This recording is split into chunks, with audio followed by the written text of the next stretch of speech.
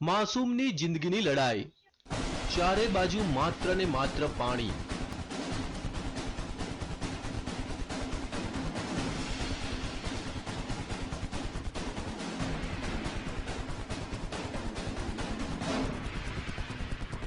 પાણીના ધમધસતા પ્રવાહ વચ્ચે ફસાઈ એક માસૂમની જિંદગી. મોતની લહેરો વચ્ચે જીવન અને મરણ વચ્ચે ઝોલા ખાતી માસૂમની જિંદગી. શું આ માસૂમ પોતાનો જીવ બચાવી શકશે ખરો?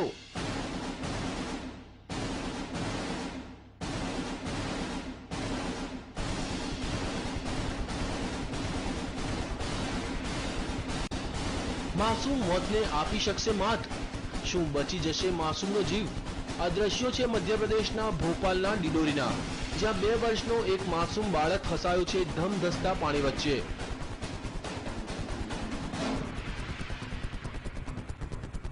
આ બાળક રમતો રમતો આ નદીમાં પહોંચી ગયો અને અચાનક પાણીનો પ્રવાહ વધી જતા તે અટવાઈ પડ્યો.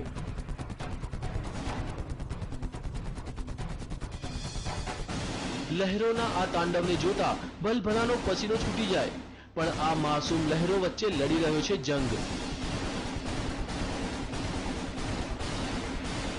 જિંદગીનો જંગ. પણ હવે સવાલ એ થાય છે કે લહેરો સામે તે જિંદગીનો જંગ જીતી શકશે ખરો?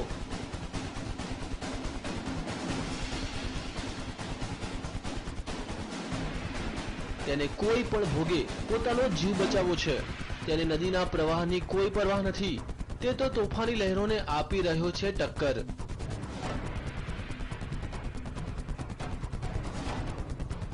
બાળકની આ જિંદગીના જંગને જોતા ગ્રામજનોએ તેને બચાવવાની જહેમત ઉઠાવી. માસૂમને બચાવવાનું રેસ્ક્યુ ઓપરેશન. માસૂમની જિંદગી બચાવવા ગ્રામજનોએ પહેલા રસ્સીનો સહારો લીધો. થોડા ઘણા અંશે તે સફળ પણ થયા, પણ અચાનક તે પાછો પાણીના પ્રવાહમાં તણાઈ ગયો.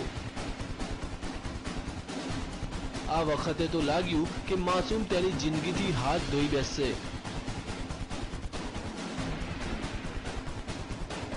પણ ગ્રામજનોએ હિંમત ન હારી અને નદીમાં ઝંપલાવ્યું અને તરતા તરતા માસૂમ સુધી તે પહોંચવામાં સફળ થયા.